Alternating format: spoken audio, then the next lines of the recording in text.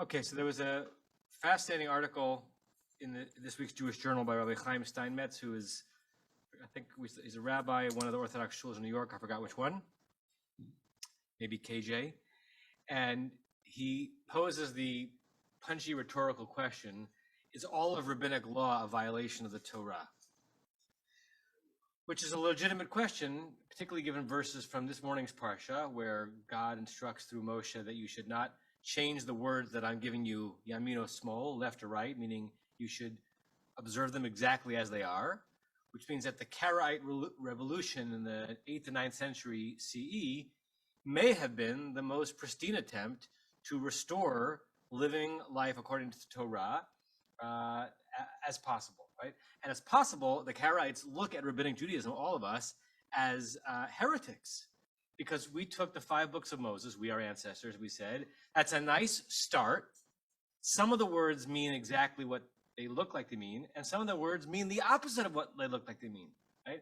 And some of these words we feel very, very obligated by, and some of these words, we're gonna say that we're obligated by them, but if you watch what we do, what we don't do, it's gonna be quite clear that we're not at all obligated to them, at least the way they are written in the Torah, right? Obviously, we are inheritors of the anti-Karaite tradition. We are inheritors. Everything we do is rabbinic Judaism, right? To quote one of my teachers from JTS, Rabbi Joel Roth, when it comes to determining halakha, I don't give a damn what it says in the Torah. That's what he said with a twinkle in his eye, right? He's one of the most observant, conservative rabbis in halachas. What he's saying is when it comes to determining Jewish law, we don't quote Leviticus. The rabbis use Leviticus as a way of determining normative practice, and we are inheritors of that tradition.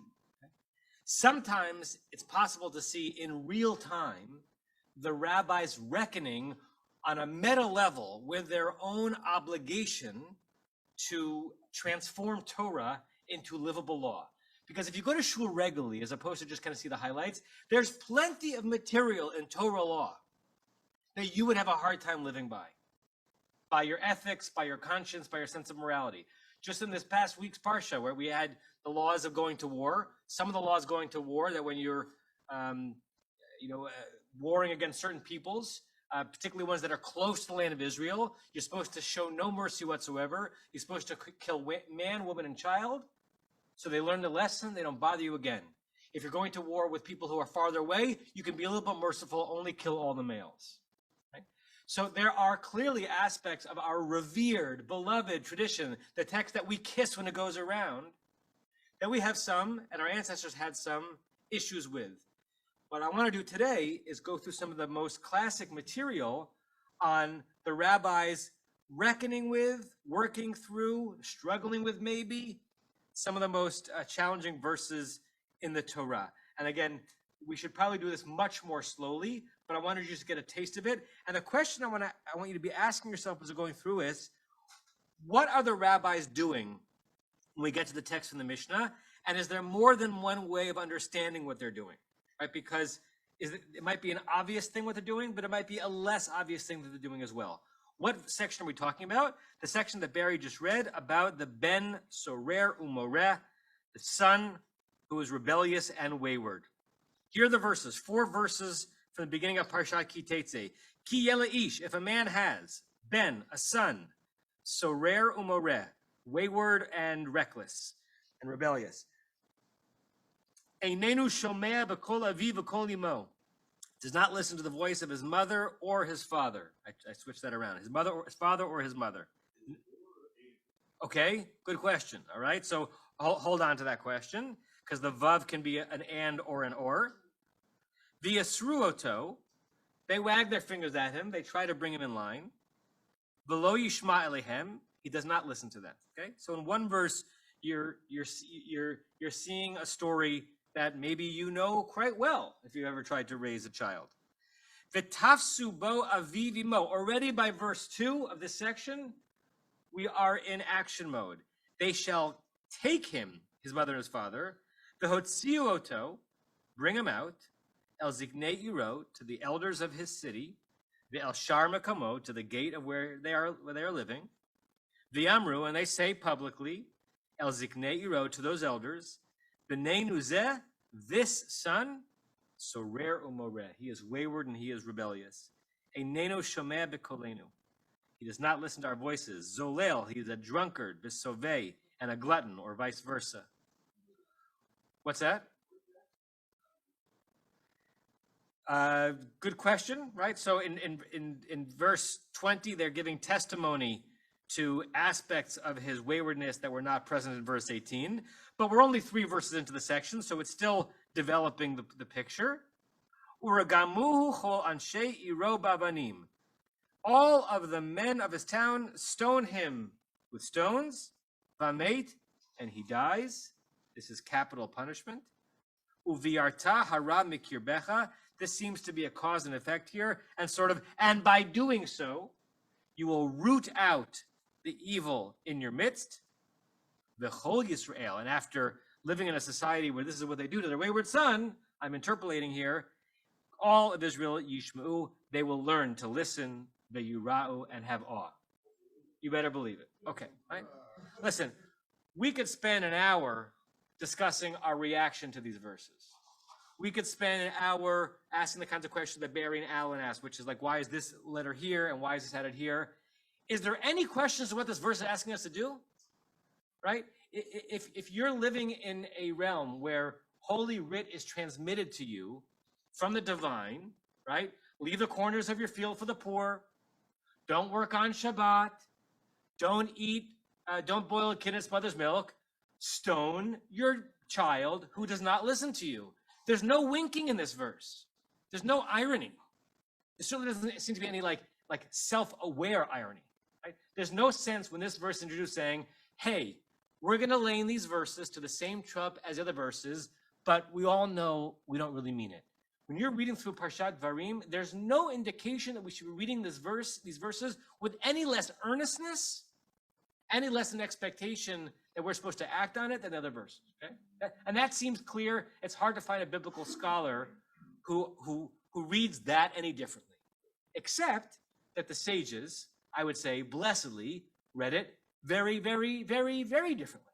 Okay? And so the 8th chapter of Mishnah Sanhedrin, I'm only giving you 4 of the 8 or 9 halachot here, is one of the most interesting, and some people consider it controversial, and some people consider it the most inspiring sections of rabbinic literature, right? Why? It's interesting for obvious reasons. It's controversial because you see the rabbis really doing surgery on biblical texts with what authority? Or inspiring, you see the rabbis saying, listen, obviously we want to be Torah observant Jews, but obviously we're not committing infanticide. So how are we going to get from A to B? Okay, so we're going to just go through some of these Mishnayot. There's a lot more material in this chapter than this one, than the ones I'm going to give to you. Okay, and Mishnah Sanhedrin is 10 chapters dealing with jurisprudence and issues related to judges and courts and witnesses. And all of a sudden, because the Mishnah is an associative text and it jumps around, you get to the 8th chapter of Sanhedrin, and with no warning, the last Mishnah of chapter 7 does not suggest that this is what's coming next. All of a sudden, we see the rabbis, or a record of the rabbis dealing with the Ben Sorer Moreh. Okay. Ben Sorer Umoreh, me'ematai na'aseh Ben Sorer Moreh. So first, the phrase, this wayward and rebellious child, me'ematai, from when? And this is not a question of like what time of day, but at what point? What are the boundaries that define when a child could get this moniker and such be subject to the death penalty? Mi sheyavi shtei sa'arot v'ad sheyakiv zaken. From the moment when he brings 2 hairs until he rounds off his beard. Hatachton v'lo ha'alyon. The rabbis add, this is lower hair, not upper hair. Ella, rather, shedibru chachamim b'lashon nikiyah. But our sages spoke with euphemistic language. So when the rabbis here talk about 2 hairs and a beard, they're not talking about facial hair, okay? They're talking about pubic hair, but they don't want to speak about that. They want to speak about speaking about that, but not speak about that. So when we talk about bringing 2 hairs, it's an indication of puberty. And so what's been done here? So how long do we think that is? Right? That's a very narrow period of time, from the time that 2 hairs are visible to when more hair is visible. And how do the rabbis read that out of the verses? And the question here, are they reading this organically, or is this ex post facto? They're trying to find a hook in the verse for this narrowing. Ish ben, because the Torah says it's when you have a son, ben v'lo bat. So first of all, it says son, so it doesn't mean daughter. Sometimes we get upset when the Torah mentions just a male and excludes a female. Sometimes it helps. Ben v'lo ish. It also doesn't say a man. It's a child, so it's not a man. But hakatan patur. If you were really a child, he's exempt. A katan is not obligated to mitzvot. Shelo balichlal mitzvot is not obligated. So we've got to find the category where it's a male, it's not an adult, it's not a child. Oh, for those 4 days, right, or for those 2 weeks in between the onset of puberty and a sense when it's actually much more visible. Barry, you're going to say something? Barry, I'm going to pass the microphone around because there are people on Zoom. It's okay. I got the sense that the hair is in two different locations. There's two pubic hairs until the time that the lower part of the face is long enough that he can round it. So that's not a couple of days. I think it's about like 5 years. Except that the Mishnah is pretty clear that when it talks about the lower beard, it means the pubic hair, because otherwise they wouldn't have said, and after all, the rabbi spoke in euphemistic language, because there'd be no reason to refer to this as the lower beard euphemistically. It just is what it is. They're rounding the beard. What's that? Rounding the beard. So it's, yeah, it's accepted interpretation of the Mishnah that we're talking about lower hairs, but I suppose it's possible to read it differently. However we read it, it's extremely narrow. Okay, so the first thing we've done is narrow it down in terms of time. Right? You might be rebellious, but if you only have brought one hair, you're not subject to the penalty, and if you're already hirsut, you're not subject to the penalty. Okay, Mishnah 2. Ne'ematai chayav. Now we have another, from when is this person liable? Misha yochal tartemar basar, until you eat an enormous amount of meat. I'm thinking of when I used to eat meat, and there was a restaurant on Emek Faim in Jerusalem called Norm's Burger, and if you could eat their big Kahuna burger, which was like, I don't know, 2 kilo hamburger, then you could get your name on the wall, and then your present was another one, right? So I got my name on the wall, but I declined the other one. But I think tartemar of basar is more than that. So some enormous amount of meat. And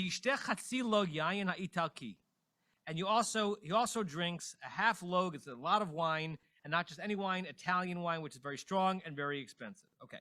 Where do the rabbis see that in the verse? The verses say nothing about that, but that's what the rabbis are determining.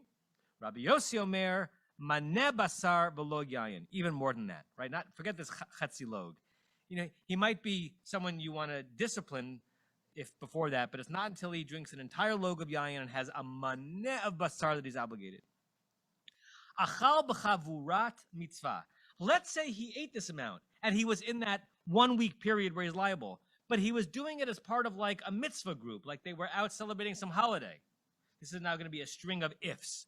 Or, achal be'ibor hachodesh. He was at a party to celebrate the fact that there's a new Adar. How come we don't have a party when a second Adar is coming? But remember, back then, they didn't have hebcal.com. They couldn't look into the future. They were determining in real time, is this a month when we're intercalating the year? It's a great word, ibor hachodesh, ibor from the word meaning pregnant, and ubar is a fetus, because it was a pregnant year because the year had a bump.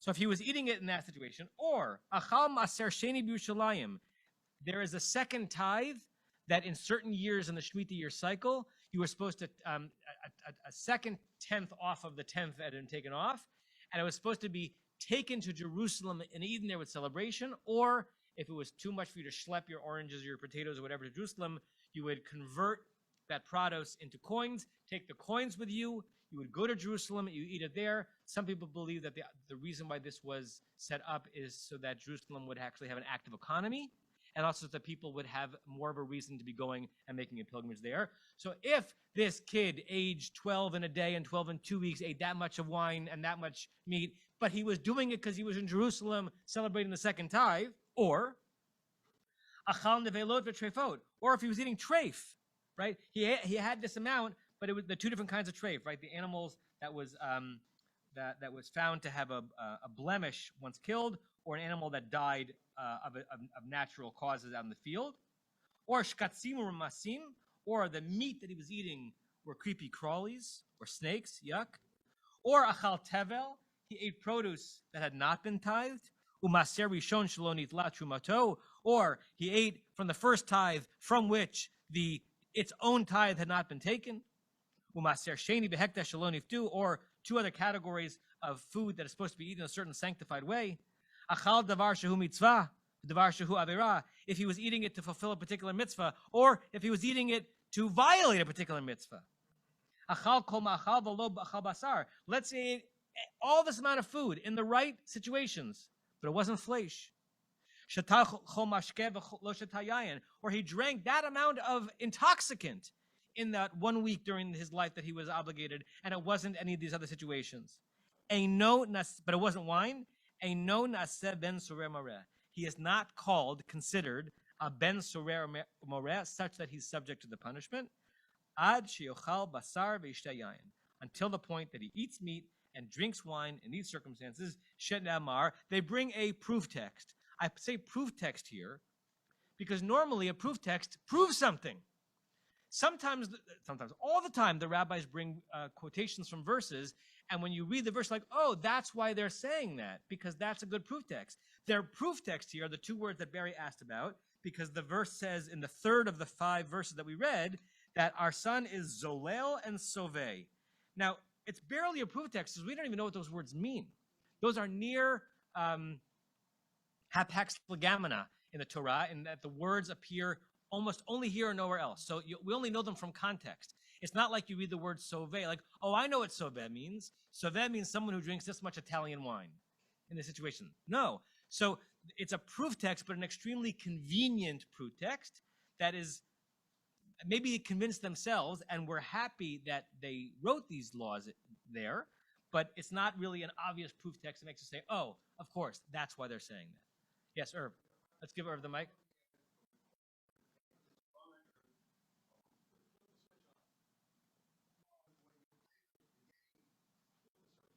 Just keep the switch on.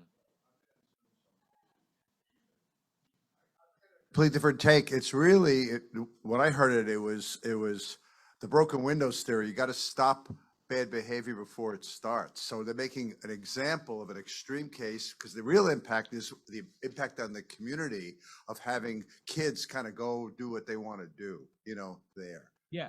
So that's kind of why I'm looking at it. More, it's really to impact the rest of the community, making an extreme example, saying we're going to really, really bear down on one person rather than let him get away with it, so everyone else could then follow and get away with it.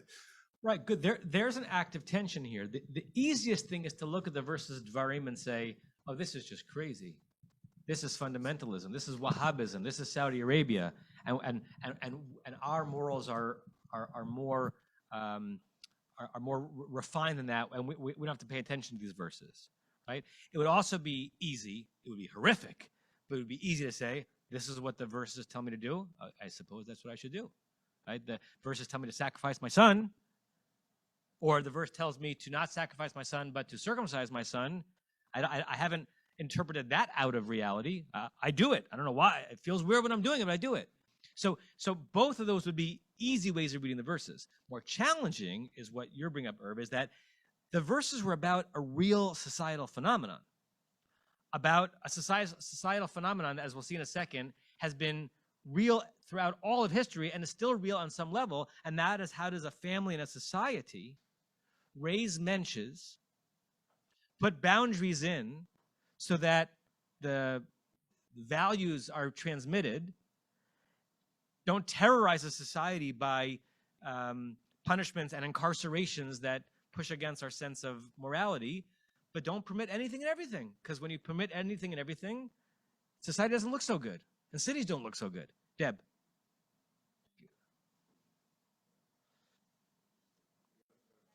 Just keep it on. All right. So, 2 things. Deb. One is Deb. there's yeah, I know, I feel really weird. I know, but they can't hear you unless it's up there. Okay. There's a lot of things that the community is supposed to stone people for, right? In the Torah, right? Like, I don't know all of them, but right? This isn't a unique punishment per se. So I think we have an extra sensitivity, obviously, towards teenage. Well, I mean, the thing with the puberty, I don't think it really matters where, if it's facial hair or pubic hair, but it's like puberty, onset of puberty. It goes for some years, and the hormones are raging, and kids are crazy then. So I see it as like a warning to parents. And honestly, it is shocking, the punishment, but I see it more as like a warning. And the gluttonous, the gluttonous drinking thing is like, okay, this is what you really want to be careful your kids don't do. Yeah. Is like drink a lot and, oh, whatever. Like, that's just kind of the way I'm interpreting it. Absolutely. And So, and then the question that I want us to be thinking about as we're reading through this, and we're going to read one more Mishnah, we don't have time to read two more, is what's in the mind of the rabbis who are authoring these Mishnayot? The authorship of the Torah will always be shrouded in beautiful mystery, right? We just don't know, right? So our faith tells us that it comes from God to Moshe at Mount Sinai. And scholarship tells us it's much more complicated than that. And that will be unresolvable until the end of time. The Mishnah is not a mystery.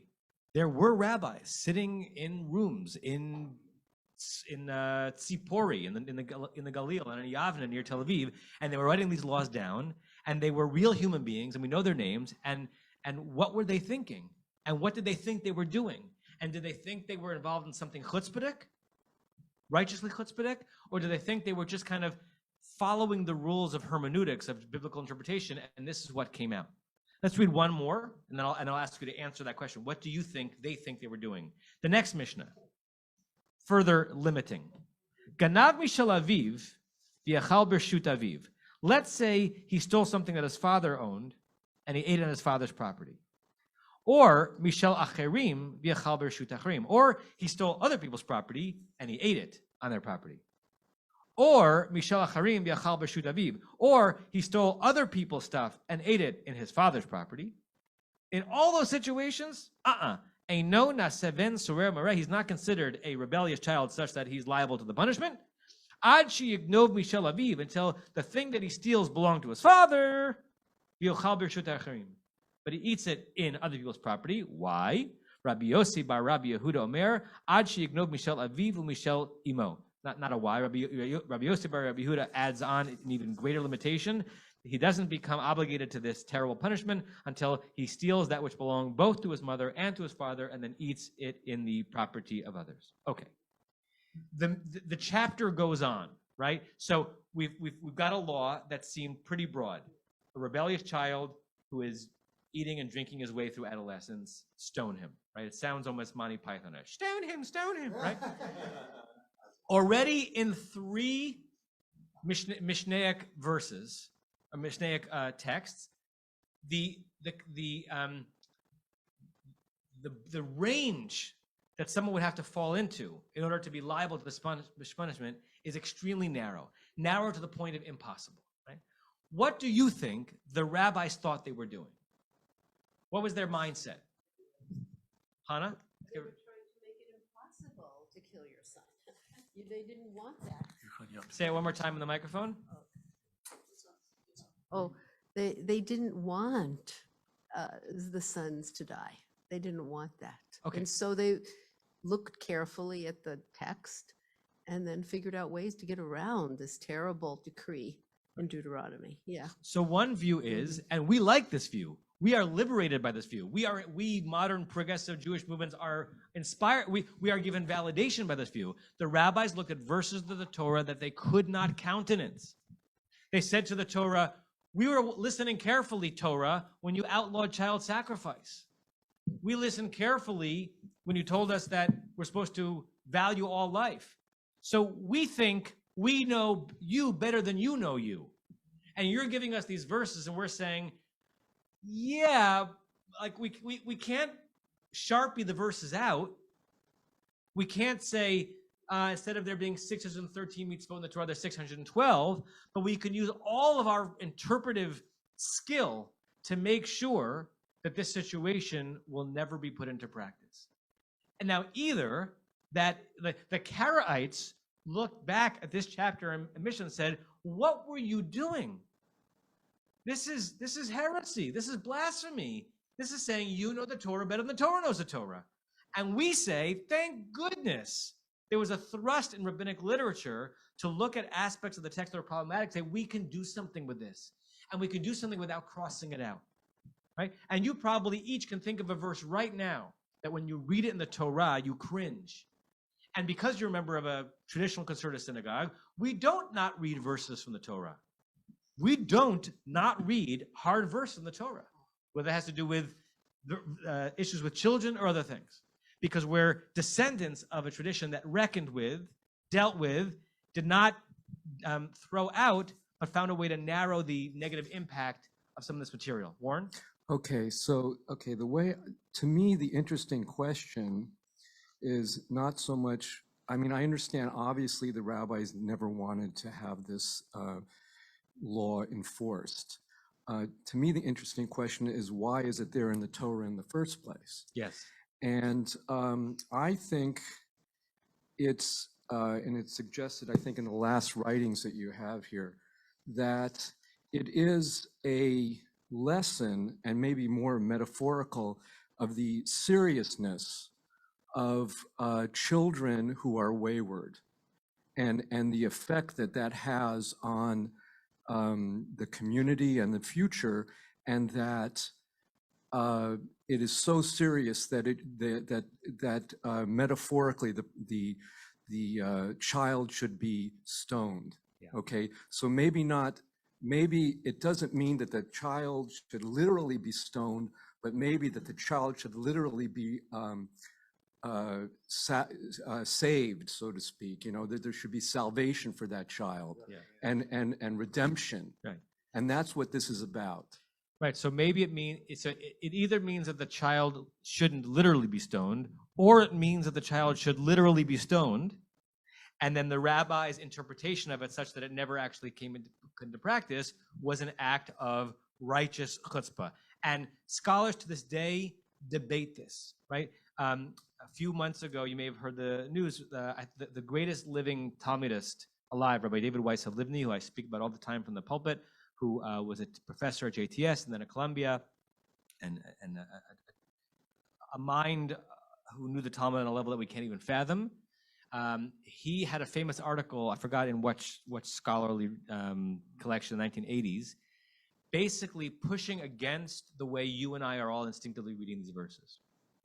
And I bring this with reverence, even though I want to disagree with him, although it's chutzpah for me to say that I could disagree with someone with such a sage, but it's hard for me to imagine that what he said was happening in these chapters actually were, although he knew about 1 billion times more about rabbinic literature than I'll ever know. He could not countenance the rabbis not countenancing verses from the Torah. Meaning he couldn't imagine a rabbi sitting, creating the Mishnah, looking at the Torah, looking askance at the Torah and saying, gotta figure out a way to make these verses not applicable. He couldn't live a life imagining that the rabbis whom he revered were actually critiquing the Torah by eliminating its application. What he believed was going on, and maybe he's right, is that the rabbis created and inherited a list of methodological principles by which verses of the Torah are interpreted, and it's kind of like an algorithm, and you apply those principles to verses, and what comes out is waiting 3 hours between meat and milk, and what comes out is this is the size of a sukkah, and what comes out is, you know, this is the way the Megillah should be read, and what comes out is, oh, I know, it looks like we're supposed to stone him, and we are supposed to stone him, but only these very, very, very, very, very, very, very narrow circumstances. Far be it from us, Halivni would say, that we're intentionally trying to do it. Had we applied the methodology and it came out that we're supposed to stone our children in all these circumstances, we would have done it because we're God and Torah-fearing people. But that's not what the rules suggest. I have an admiration for someone with that amount of faith towards the tradition, but I struggle with imagining that the rabbis are doing anything other than righteously challenging their revered text without cutting some of it and throwing it in the trash. Tom?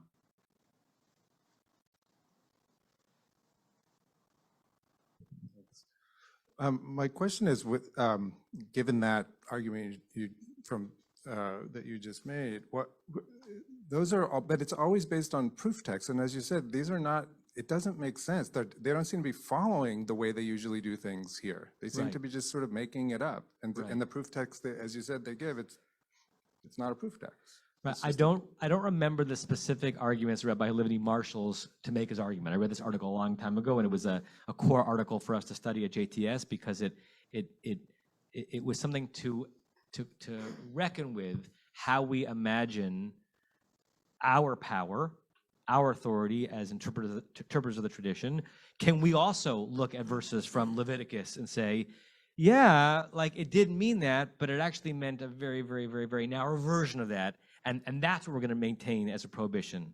And so Rabbi Halivni is generally someone who would have said, no, rabbis do not really have that power to consciously change the law. All they have the power to do is to interpret the tradition according to its rules. But I don't remember which rules he said they were individually following when he made this argument. But it was a famous argument that he made, and kind of an argument in defense of a what's the accusation that is sometimes levied at certain members of the Supreme Court, either an activist court versus a originalist, right? Halivni would say, I'm an originalist when it comes to the Torah, and I believe that the rabbis are originalists, and I don't want to see Rabbi Akiva as an activist. Because if Rabbi Akiva was an activist, then I can arrogate to myself as an inheritor of Rabbi Akiva that I can also be an activist, so I can say, well, in September 2022, this law is all of a sudden not sitting well with me. Well, I can just, Rubik's Cube it out of. He didn't want that to be a present tense in religious law. Sheva? I don't know if you all met Sheva. Sheva is one of our new rabbinic residents this year. She is a fifth-year student at HUC. You can applaud. And will be with us all year studying and learning, and I hope you'll learn a lot from her. Sheva. Thank you. So what's not sitting well with me here, I understand that they're narrowing the scope of what wayward and defiant would be, but why are they not narrowing the scope of urgamuhu kol anshe Yerova avanim vamet? Like, and are there other examples where stoning in the square and could we say, oh, we only stone him with pebbles and met is a spiritual death? Are there other ways in which that could be narrowed in scope? Because that's also like a much more common thing that we encounter in Torah than Ben Sora or Murray. Yeah, fascinating. You're right. The rabbis are applying their scissors to the definition of the category, not to the definition of the stoning. I don't remember if at the end of the chapter, I have to look back, if they spend any time talking about if the person fit into that category. Is there some way that we're going to play with the verses of the stoning that limits it? I don't think that they are. I don't know. Maybe the rabbis believed that they could preserve the notion of the punishment and sleep well at night, knowing that they have made it impossible to carry out. I don't know. Alan? Two things. First, with respect to the death penalty itself, the rabbis go out of their way to put all sorts of restrictions for death penalties, for murder, for everything else. Like, they have to have 2 witnesses be warned. Right, and a Sanhedrin that killed 1 person in 70 years was considered a bloody Sanhedrin. Yeah, or it could be every 70 years, and if it was like Rabbi Akiva and one other, they would never put anyone to death. Right. Right. And it's just so, it's not just here that this is going on. And the rabbis themselves knew that some of the rules that they were announcing were tenuous. They said that, and we had this discussion, that all of the rules of kashrut are like a mountain being supported by one human hair. And if you think about all the laws about milk and meat. Upper hair. Upper hair, that's right. Upper hair. All the laws about milk and meat are based on the one line, Al tevashel gedi b'chalev imo, don't cook a kid in its mother's milk. There's an old joke about that. May I? Yeah. Please. This is so. Moses, is born before God, and God says, "Al tevashel gedi b'chalev imo." And Moses says, "Oh, you mean that we have to have separate dishes for milk and meat?" God says, "Al tevashel gedi b'chalev imo." And Moses says, "Oh, you mean we have to wait 6 hours or 3 hours, whatever we have to have after we have meat before we have milk?" God says, "Al tevashel gedi b'chalev imo." And Moses says, "Oh, you mean for Passover we have to have separate dishes for milk and meat?" And God says, "All right, have it your way." Just so you know, Alan's starting the Temple Beth Am chapter in favor of chicken parmesan. That will be, Yes, That will be I'm coming a soon. Rashi fan. Switch to page 4. I know it's not numbered, but the back of the second page. This is a piece of Gemara, of rabbinic interpretation on the Mishnah. So the Mishnah, the text that we were reading before, are somewhere between 50 and 200 CE, and now the Gemara, representing material from centuries after that, except that sometimes in the Gemara, we're quoting other material from the age of the Mishnah that just wasn't included in the Mishnah. And this is also in Tractate Sanhedrin. Keman Azla Hadatanya. Who do we think the following text agrees with? This is a common way of Talmudic argument. We find like this text hanging out there. We want to make sure that we can attribute or associate that text with one of the authors of the positions that we've been dealing with. Ben sorer umoret lo haya v'lo atid liot. There is a piece of Mishnaic material. The fact that it says Datanya, it means it comes from the era of the Mishnah, but it wasn't included in the Mishnah. Some rabbis said that rebellious child, halachically speaking, never was, lo haya, v'lo atid liot, and never will be. By the way, I don't know if this is coincidence or not. There is a Yiddish expression that I remember learning when I took Yiddish at Columbia that basically applies this never was and never will be, not to a rebellious child, but to Jesus. It was a common, thing to throw out in Ashkenazi Judaism, that when someone would mention Jesus, they would say in Yiddish, I forgot how to say it, never was and never will be, right? Like it's all a myth, right? But here, the rabbis are applying that to the category of the rebellious child. It never happened. The lama nichtav. Well, if that's the case, if this was never put into practice, why was it even written? Drosh v'kabel schar. It's there for a reason, not to build your society around this rule, but so you should study it. And by studying it, you'll have some illumination, which I hope you're all experiencing today, and you'll receive reward. That line, Drosh v'kabel schar, was famously a significant part of the tshuva that Rabbi Gordon Tucker wrote when the conservative movement was approaching again the status of gays and lesbians in the Jewish community. And he basically applied that concept to those verses in Leviticus. Well, if the verses in Leviticus were not meant to absolutely prohibit sexual contact and romantic relations between people of the same gender, then why are they there? Rabbi Gordon Tucker said, Drosh v'kabel schar. They're there for us to reckon with and study and get and be rewarded for having toiled in the material, but not for us to live them out, directly speaking. And he would say, the rabbis gave us a good template for that. Come on, who is this like? Who could be the author of this? It could be Rabbi Yehuda. Ibayat Ema, if you want to say, Rabbi Shimon Hayidatanya. It could be like the following text from Rabbi Shimon. Amar Rabbi Shimon. Shimon said, V'chi mipnei shachal zet tartemar basar v'shata chatzi log yayin ha'italki avi v'imo motzi'ino tzol salko. Basically, Rabbi Shimon said directly what we're inferring from the Mishnaic verses. Is it really possible that because he ate some meat and drank some wine, that his parents should stone him? He's actually asking the question we're asking. Could that possibly be what God wants? Ela lo haya v'lo atid liot. Actually, it was never meant to be and never happened. V'lama nichtav, and why was it written? Drosh v'kabel schar. Right? So maybe this anonymous position is really Rabbi Shimon, who had incredulity when he came to these verses. He's sitting in shul, Parshat Tetze, and he says, "What? We're not supposed to be acting this out. We're supposed to be studying it and receive some wisdom from it." And what's the wisdom? We'll get that in a second. But then there's one fascinating line that is not upheld in any other place in the Talmud. Amar Rabbi Yonatan, ani ra'itiv, yashavti al kivro. Rabbi Yonatan says, you think it never happened? I was witness to it once. And I sat on the grave of the one who had been killed. How to assess the historicity of this one line by Rabbi Yonatan, I don't know. Is he basically saying back to Rabbi Shimon, don't be so cavalier about getting rid of Torah laws?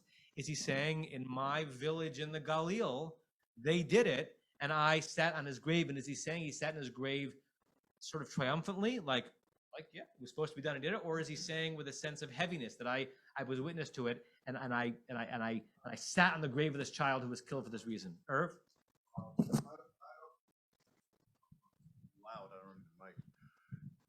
When you say wayward, it could be that a kid killed somebody, right? Yeah. It could be like, not just, he was drunk and didn't listen to his Or, parents. or could become someone who would, Or, right? Like or, Minority or Report. went into a school and shot up 19 kids. Yeah. You know what I mean? Like that never would happen these days. Right. Marshall? Well, Rabbi, you said that the words Soleil v'Soveh are problematic. I honestly don't understand what Sorer Moreh means. Correct. Yeah. What is Sorer? Like Sur means to turn. Right. Moreh is like instruction. Right. Well, I want to clarify it a little bit more. Okay, he doesn't listen to the voice of his father or his mother. Oh, you still don't get me? Okay, now finally, he's Sorer Moreh, he doesn't listen to his mother and father. Finally, he's also Zolel v'Soveh. Yeah. There are 3 levels here. Right. And the 4 adjectival verbs that describe this person that you would think you'd want to understand with specificity if you're going to commit capital punishment are words that are very hard to make sense of, even if you know biblical Hebrew well. Tom, was your hand up? So maybe the point is that they weren't really legislating it so that it would absolutely never happen, that there was a person who had exactly that amount of hair and who drank that amount of Italian wine, like that it existed in the world. Right. That's not what they were doing. They weren't saying the Torah isn't valid. They were saying it is, it just almost never happened, but one time it did. Right. So you could read Rabbi Yonatan as kind of a defense of the rabbinic material, lest you think that the rabbis were truly jettisoning the law. They were narrowing it, but I can give you proof that those verses of the Torah still have applicability because I was witness to it. Now, last little text, and then we're going to finish off. So the commentary of the Maharsha, Rabbi Shmuel Idols, who has a running commentary on the Agadic, the narrative, and the halachic material in the Talmud. So he's living 1,500 years after the Mishnah. And this is going to go back to something that Irv was saying before. So it's been a millennium and a half since the rabbis basically darshaned these verses out of existence. In our times, we pay no attention to gluttonous and defiant sons, and everybody covers up the sins of his children, even when they might be liable to flogging or to capital punishment under the law. They are not even reprimanded. Many such children are leading purposeless lives and learn nothing, and we know that Jerusalem was destroyed because children loafed around and did not study. What I find fascinating about the commentary of the Maharsha, I don't think he's saying we should be executing our children. I think he is saying, be careful with how careless you're willing to be about ancient verses that struck a terrible chord in our heart when it came to the application of the law, but was dealing with a problem in society that we're still dealing with. And we're still dealing with it 250 years after this, and I don't score us an A on this. And I'm not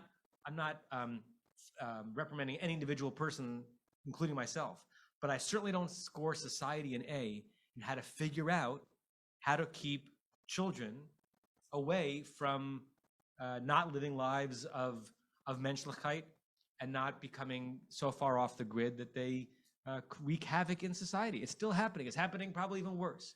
What would happen if the Constitution, right, had a provision for when a child's behavior gets so far out, right, that they're no longer can live among society? There are lawyers and sages on all sides of this in terms of the horrific notion of adolescent incarceration, and certainly someone whose brain is still developing, who commits a terrible crime at age 15 and might be in prison for life.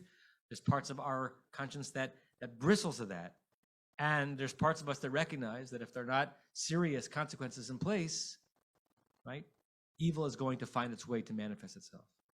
So we have not solved, because we never will be able to, what those verses originally meant.